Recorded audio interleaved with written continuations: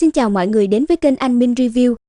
Kết thúc tập trước, ngay khi vừa tiến đến phế tích cung điện này, thì mấy tên võ vương của 7 đại vương triều liền dẫn theo đệ tử của vương triều mình tiến vào bên trong luôn. Mà trong lúc này, Tần Trần cũng đã tìm ra nguyên nhân tại sao bản thân lại không thể đột phá nửa bước võ vương được. Biết trong thời gian ngắn cũng không có cách nào đột phá, thế nên hắn lập tức hướng chỗ sâu trong thông đạo lao đi ngay. Sau một thời gian phi hành, Tần Trần cảm thấy dường như có một cổ âm lãnh lực lượng đang bao phủ xuống bản thân mình, và không lâu sau đó, thì hắn đã bắt gặp một số thi hài nằm la liệt trên mặt đất, thế nhưng làm hắn khó hiểu là, trên thân những thi hài này không có thương tích gì cả, như vậy thì bọn họ làm sao lại chết? Đang lúc trầm ngâm suy tư, thì Tần Trần liền nghe thấy mấy tiếng kêu chói tai, ngẩng đầu nhìn lên thì hắn đã thấy vô số ma ảnh từ phía trước thông đạo hướng mình lao đến rồi. Không chút do dự, thần bí kiếm trĩ trong tay liền vung lên chém tới, nháy mắt đã diệt sát được mấy đầu ma ảnh, thế nhưng làm Tần Trần càng thêm kinh hãi, là số lượng ma ảnh lại không có giảm đi, mà theo thời gian lại có càng nhiều ma ảnh từ bên trong lao ra, nhất thời làm cho hắn luống cuống tay chân. Vì có quá nhiều ma ảnh lao đến tấn công, nên Tần Trần đành phải dùng đến dị ma áo giáp để bảo vệ thân thể, còn thần bí kiếm trĩ trong tay thì không ngừng chém ra phía trước, để mở một con đường tiến lên. Thế nhưng do số lượng ma ảnh quá nhiều, nên không lâu sau đó, Tần Trần đã bị đám này vây kín, từ xa nhìn lại trông giống như một quả bóng khổng lồ đang di chuyển vậy. Cảm thấy bản thân cứ chém giết như thế, thì không biết đến ngày tháng năm nào mới có thể đi ra khỏi thông đạo này, nên Tần Trần liền thi triển ra Thanh Liên yêu hỏa ngay. Hỏa diễm vừa hiện lên, tức khắc đám ma ảnh ở xung quanh Tần Trần liền bị thiêu thành tro. Cảm nhận được nguy hiểm, ma ảnh kia cũng không dám vây quanh Tần Trần nữa, cả đám tán loạn bay ra xa, sau đó thì vội vàng rút lui khỏi thông đạo. Tần Trần thấy thế cũng không có đuổi theo, thân hình cấp tốc hướng chỗ sâu trong thông đạo lao đi. Ở một bên khác, Huyết Thủ Vương cũng bị vô số ma ảnh bao vây, thế nhưng do có kinh nghiệm đối phó với những ma ảnh này ở khu vực võ vương rồi, nên hắn cũng không tốn bao nhiêu công phu để đối phó với đám ma ảnh này cả. Chỉ thấy huyết thủ già thiên được hắn đánh ra, đồng thời một cổ võ đạo ý chí được hắn dung nhập vào một chưởng này, cho nên một chưởng này quét tới đâu thì ma ảnh ở đó đều bị mạt sát, thế nhưng cũng phải mất tới hơn nửa canh giờ thì Huyết Thủ Vương mới có thể xông qua được thông đạo.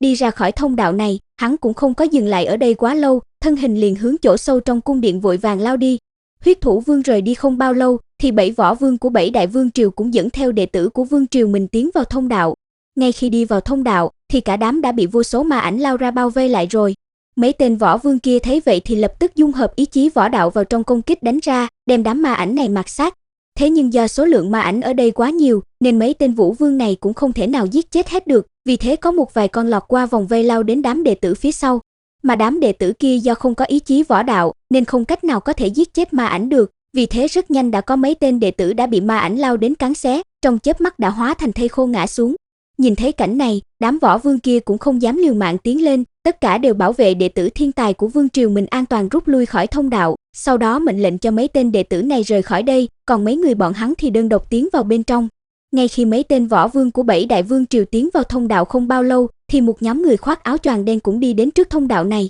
Dưới dẫn đường của tên đầu lĩnh, rất nhanh đám người này đã tiến vào bên trong, nhưng là người khác kinh ngạc chính là, khi đám ma ảnh kia lao đến công kích, thì trên thân tên đầu lĩnh này lại bộc phát ra một cổ lực lượng kỳ dị đem cả đám người bao lại, mà đám ma ảnh kia khi tiến vào phạm vi lực lượng bao phủ thì lập tức hóa thành hư vô rồi biến mất luôn. Quay lại với Tần Trần, một đường thẳng tiến, thì lúc này hắn cũng tới được chỗ đánh dấu trên bản đồ. Thân hình vừa lao ra khỏi thông đạo, thì một cái đại điện rộng lớn liền hiện ra trước mắt hắn. Đảo mắt quan sát một vòng, Tần Trần liền phát hiện ra, ở trong đại sảnh này có rất nhiều cột đá đen kịt, mà trên những bức tường xung quanh đều điêu khắc những đồ án rất kỳ dị, làm hắn có cảm giác bên trong đại sảnh này có gì đó cổ quái. Nhưng làm hắn chú ý nhất chính là thạch đài ở trung tâm đại sảnh này, trên đó có đặt 3 quả cầu ánh sáng màu đen, mà lờ mờ Tần Trần có thể thấy được, bên trong đó như cất giấu một loại đồ đạc gì đó. Thế là thần bí kiếm trĩ trong tay vung lên hướng một quả cầu đánh tới, nhưng dưới một kiếm của Tần Trần cũng chỉ làm cho quả cầu này rung động một chút thôi, chứ không có cách nào đem nó phá vỡ được. Thế nhưng dưới một kiếm đó, thì Tần Trần lại nhìn rõ được đồ đạc bên trong quả cầu kia, đó là một khối ma tinh rất to.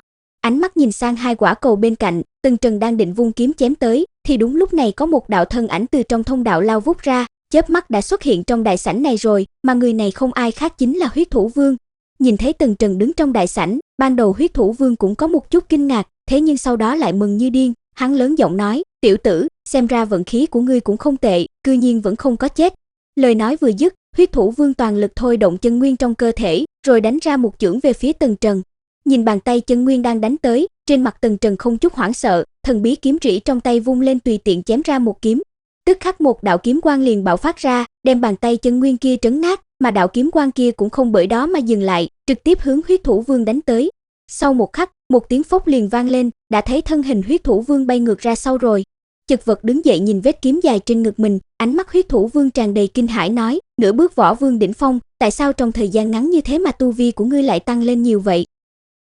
Nội dung tập này đến đây là hết rồi, với tu vi hiện tại của Tần Trần liệu huyết thủ vương còn có thể may mắn thoát thân được không? Với lại làm sao thì Tần Trần mới có thể lấy được đồ đạc trong quan cầu kia? Để biết được điều này, mọi người hãy vào danh sách phát cuối video để theo dõi tiếp nhé!